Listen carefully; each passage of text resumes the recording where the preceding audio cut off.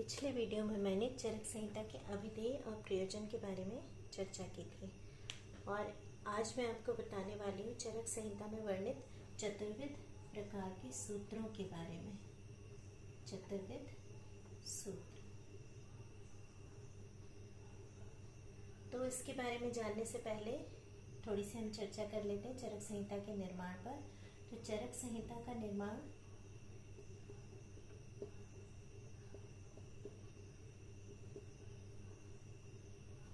चार स्तरों में हुआ है।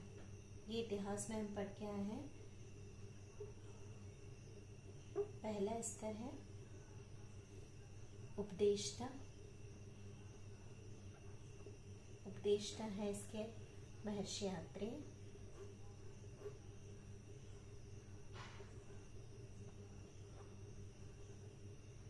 दूसरे हैं तंत्रकर्ता। तंत्रकर्ता है अग्निवेश।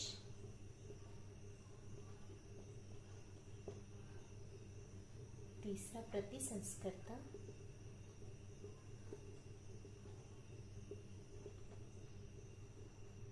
इन्हें हम ये भाष्यकार के रूप में भी जानते हैं, तो भाष्यकर्ता। इन्होंने चरक अग्निवेश तंत्र पर भाष्य लिखा है। ये है आचार्य चरक। और चौथा स्तर है संपूर्णकर्ता।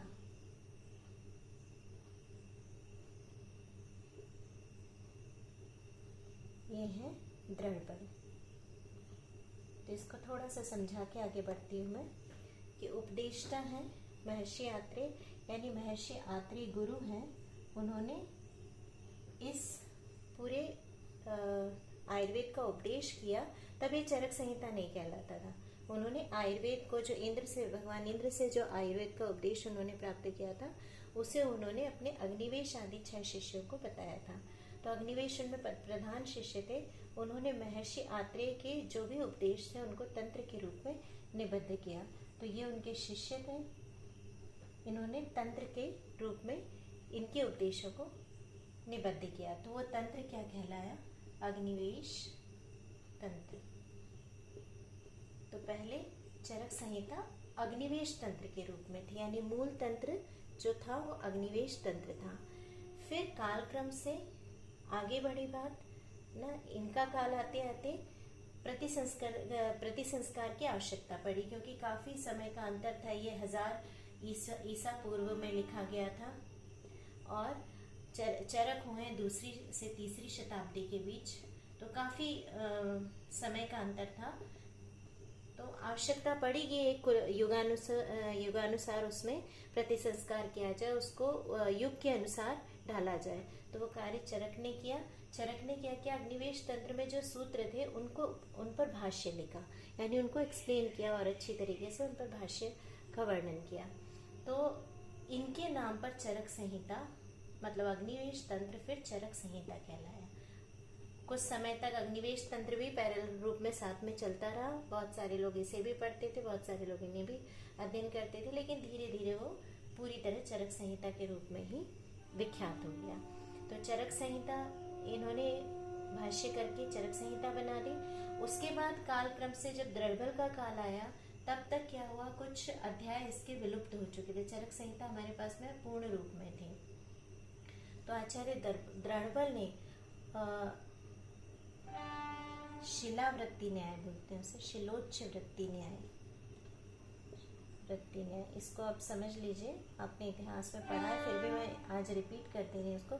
शिलोच्च वृत्ति न्याय से उन अध्यायों का पुनः संग्रह किया। तो शिलोच्च वृत्ति न्याय का मतलब है, जिस तरह धान के खेत में धान की कटिंग, धान को काट लेने के बाद जो बचे हुए धान रह जाता है, उसको हाथों से समेटा जाता है ना, और उसे भी इकट्ठा कर लिया जाता है। तो दृढ़बल ने इनके काल में जितनी भी संहिताएं उस वक्त उपलब्ध थी, उनमें जहां जहां चरक संहिता के रेफरेंसेस मिल रहे थे, उन रेफरेंसेस से उन अध्यायों को पुनः कलेक्ट करके चरक संहिता में जोड़ा। तो इस तरह उन्होंने 41 अध्याय जो उस वक्त थे नहीं संहिता में, दृढ़बल के काल के समय के आते आते तक उन अध्यायों को वापस से जोड़ा। तो इन स्टेप्स में चरक संहिता हमको आज के रूप में मिलती है। आज वर्तमान रूप जो चरक संहिता का है वो इतने प्रतिसंस्कार होने के बाद का है। तो अब इन्हीं से मैं आपको चतुर्वेद सूत्र के बारे में बता रही हूँ, वो अब आप समझिएगा कि चतुर्वेद सूत्र क्या है।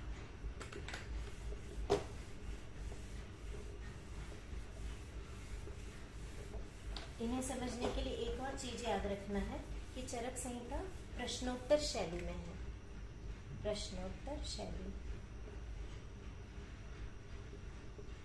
मतलब जहां पर अग्निवेश जो है वो आत्रेय से प्रश्न करते हैं और आत्रेय उसका उत्तर देते हैं। इस प्रकार से संहिता का निर्माण हुआ है। अग्निवेश जो क्वेश्चन पूछ, जैसे उन्होंने ज्वर के बारे में सब कुछ पूछा तो आत्रेय उसको बता रहे हैं कि ज्वर के पूर्व रूप क्या होते हैं, रूप क्या होते हैं, इस तरह से। तो इस तरह से संहिता लिखी गई है। पर चूंकि चरक ने इसका प्रतिसंस्कार किया है, तो चरक ने जब इसको लिखा तो इस तरीके से लिखा कि अग्निवेश के प्रश्न आए, आत्रेय के उत्तर आए, और कहीं कहीं चरक स्वयं अपनी बात कहते हैं कि अग्निवेश और आत्रेय इस तरह की चर्चा कर रहे हैं। तो इस तरह से ये जो सूत्र हमें मिल रहे हैं, श्लोक्स मिल रहे हैं, वो हमें 4 प्रकार के श्लोक्स उसमें मिलते हैं, जिन्हें हम चतुर्वेद सूत्र कहते हैं। तो कौन से 4 प्रकार के श्लोक हैं वो या सूत्र हैं? गुरु सूत्र, दूसरा शिष्य सूत्र, तीसरा प्रति संस्कृता, तो प्रति संस्कृत सूत्र कहलाते हैं, प्रति संस्कृता के द्वारा कही गई बातें। और चौथा कहलाता है एकीय सूत्र। एकीय सूत्र। तो इन सभी को हम अलग अलग अभी समझ लेंगे। गुरु सूत्र यानी गुरु के द्वारा जो वाक्य कहे जा रहे हैं, शिष्य सूत्र शिष्य के द्वारा जो चीजें पूछी जा रही हैं वो श्लोक्स, जो प्रतिसंस्कर्ता कह रहे हैं वो श्लोक्स, और जो किन्हीं अन्य आचार्यों के उद्धरण चरक संहिता में आए हैं तो वो न गुरु के हैं, न शिष्य के हैं, न प्रतिसंस्कर्ता अपनी बात कह रहे हैं। जैसे भरद्वाज ऋषि ने कुछ कहा तो उनके जो श्लोक्स हैं कि भरद्वाज ऋषि ने ऐसा कहा, तो वो सब कहलाते हैं एकीय सूत्र, जो दूसरे उद्धरण बीच बीच में आते हैं। तो इनको हम समझ लेते हैं थोड़ा उदाहरण के द्वारा।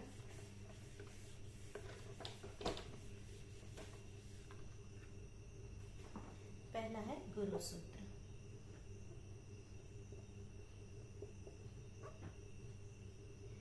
गुरु अपनी बातों को, अपने अभिमत को, अपने मत को जिन श्लोक्स के द्वारा कहता है वो सब गुरु सूत्र कहलाते हैं।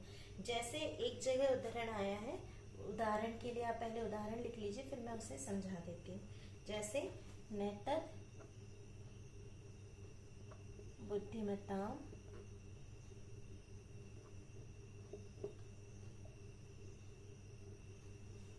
द्रष्टव्यम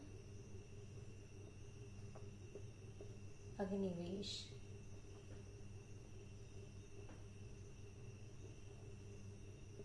तो ये सूत्र अगर कहीं लिखा हुआ है तो ये एग्जाम्पल है गुरु सूत्र का। इसका अर्थ क्या है कि बुद्धिमान लोग इस तरह से नहीं देखते या इस तरीके से विचार नहीं करते हैं अग्निवेश। तो अग्निवेश को डिनोट कहते हुए वो बता रहे हैं कि बुद्धिमान लोग इस तरह से बात नहीं करते जैसे तुम बात कर रहे हो। तो ये किसने कहा है? गुरु ने कहा है, अग्निवेश को कहा है अपने शिष्य को। तो ये सारे इस तरह के जो सूत्र होते हैं जहाँ गुरु अपनी बात कह रहे हैं वो सब क्या कहलाते हैं? गुरु सूत्र कहलाते हैं। दूसरे शिष्य सूत्र। शिष्य सूत्र का उदाहरण है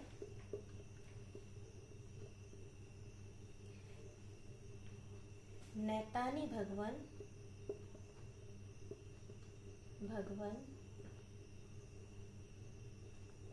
पंचशतानि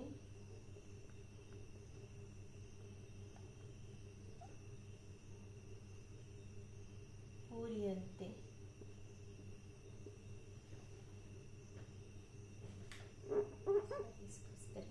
पूर्यन्ते। तो ये कहाँ का उदाहरण है? जहाँ पर कषाय बता रहे भगवान आत्रेय। गुरु ने कषायों की संख्या 500 बताई और उन्हें 50 कषायों में डिवाइड किया, और एक एक कषाय 50 में से जो एक एक कषाय उसमें 10-10 औषधियाँ हैं। तो जब दूसरे कषाय में भी 10 औषधियाँ, तीसरे कषाय में भी 10 औषधियाँ, इस तरह से औषधियाँ हैं। तो जब इसके डिटेल्स बताए गए, तो जैसे मुलेठी एक कषाय में आती है तो किसी तीसरे कषाय में भी आ रही है और किसी 5वें कषाय में भी आ रही है। तो जब आप 10-10 के 50 ग्रुप 500 औषधियाँ बता रहे हैं और एक ही औषधि 3 या 4 कषायों में आ रही है, तो वो 500 कैसे, 500 से तो कम हो गई।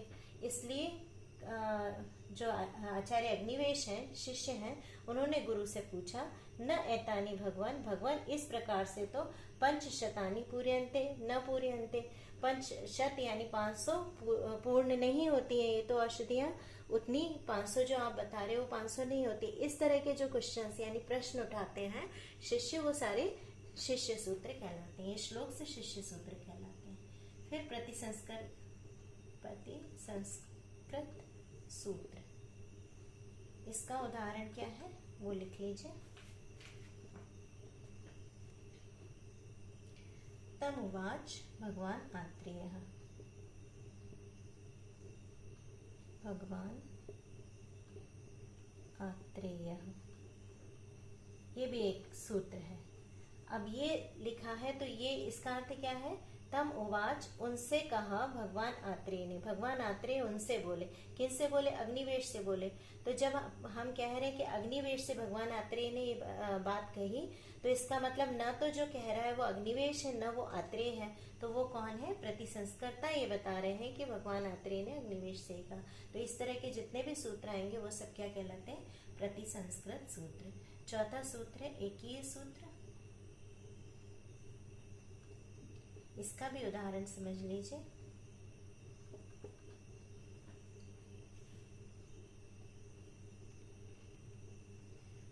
कुमारस्य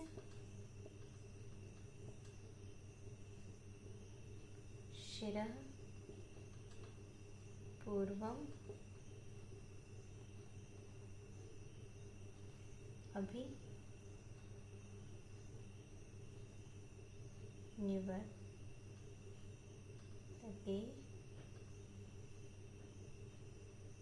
इति कुमारशिरा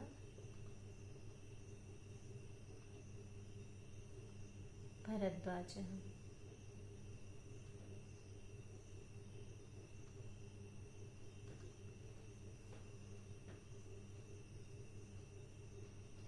यहाँ पर कुमारशिरा भरद्वाज अपनी बात को रख रहे हैं कि कुमार का शिर पूर्व में अभिनिवर्त होता है, ऐसा करके कुमारशिरा भरद्वाज कह रहे। तो जहाँ हम कुमारशिरा भरद्वाज के बारे में बात कर रहे हैं कि वो कह रहे हैं, तो वो न तो प्रतिसंस्कर्ता है, न शिष्य है, न गुरु है। तो इस तरह के सूत्र जो इन तीनों से अलग हैं, किसी अन्य आचार्य की बात कही जा रही है, उनका रेफरेंस दिया जा रहा है, तो वो सारे सूत्र क्या कहलाते हैं, एक ही सूत्र कहलाते हैं। तो इस प्रकार चतुर्विध प्रकार के सूत्रों का सूत्र स्थान में हमें वर्णन मिलता है। तो हम जितने भी सूत्र हैं उनको इन 4 कैटेगरीज में बांट सकते हैं। ये भी क्वेश्चंस कभी कभी पूछे जाते हैं श्लोक देके कि किसका कौन सा सूत्र है, गुरु सूत्र का उदाहरण है, शिष्य सूत्र का है या प्रतिसंस्कृत, तो ये हमें ध्यान रखना होता है। ये आपका चौथा टॉपिक हमने इसमें कवर किया है।